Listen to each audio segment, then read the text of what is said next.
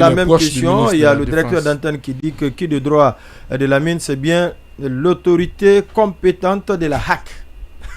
Allez-y. Alors, c'est de Khalil Ourang. Ah, d'accord, j'ai compris. L'autorité compétente dont la HAC nous parlait. Quoi. Exactement. Parce que la HAC dit qu'il faut dépersonnaliser le débat. Donc, moi, il m'a bien assimilé ce conseil. Merci le DG pour m'avoir sauvé. Non, ici, il n'intervient pas en tant que DG, mais plutôt en tant que directeur d'antenne. Merci au directeur d'antenne. Pour éclairer les. Exactement. Les oui, sans se barrer. Allez-y, rapidement. Je pense que tout ce que les conclusions de tout ce qui s'est dit depuis le début, c'est ce que Baïla a appelé mépris, c'est ce qu'on peut appeler le peu de considération que l'État guinéen a toujours eu pour les citoyens. Ça ne date pas d'aujourd'hui. Non, je le dis parce que ça se traduit pratiquement dans tout. Dans tous les secteurs. Oui, et la dernière fois, c'est vous qui évoquiez les véhicules neufs garés dans l'enceinte du palais, de la cour du palais. Vous-même, vous le disiez, est-ce qu'on pense à la protection civile en pareil cas? Ça ne peut pas, parce qu'on ne se préoccupe pas de savoir ce que les Guinéens deviennent quand il y a incendie. Donc, ça c'est un élément. Et puis, la question des enquêtes, ça aussi, il l'a dit, c'est vraiment le mépris.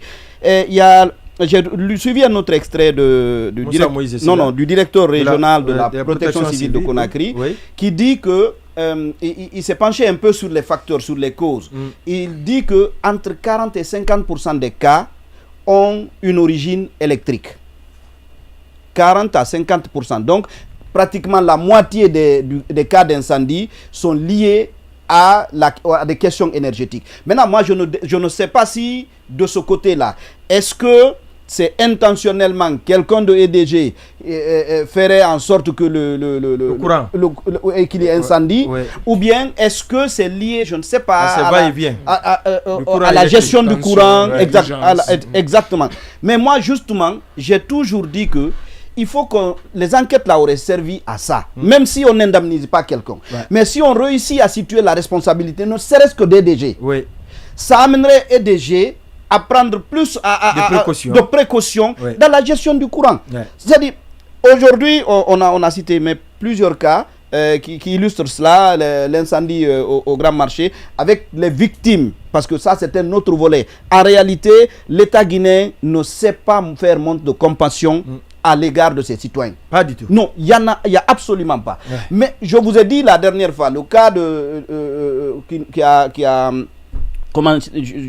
a ému tous les Guinéens dernièrement, c'est l'incendie qui a emporté toute une famille à Afia. Non, et vous ne pouvez pas vous imaginer, le monsieur aujourd'hui, lui-même est en train de se trouver où loger. Il ne lui reste qu'un seul enfant qui était avec sa maman à l'hôpital. La maman est décédée entre-temps. On avait promis à ce monsieur-là qu'on l'aiderait à trouver une maison.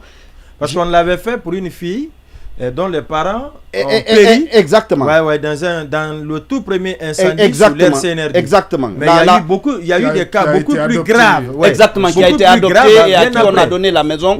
On se félicite pour elle. Mais je dis par exemple, ici, on apprend qu'un montant de 50 millions avait été débloqué dans le sillage du jour de l'incendie, du drame. Mais une partie de l'argent qui devait servir à aider le monsieur à se trouver un logement, ne serait-ce que pour accueillir ceux qui viennent lui présenter des condoléances, non, une partie de l'argent a disparu.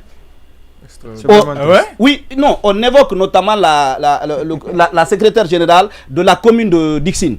C'est à elle que le montant aurait été remis, mais non, les gens sont sans cœur. Ils sont sans cœur aussi parce qu'il n'y a pas d'investigation, on ne peut pas établir les responsabilités. Ce qui est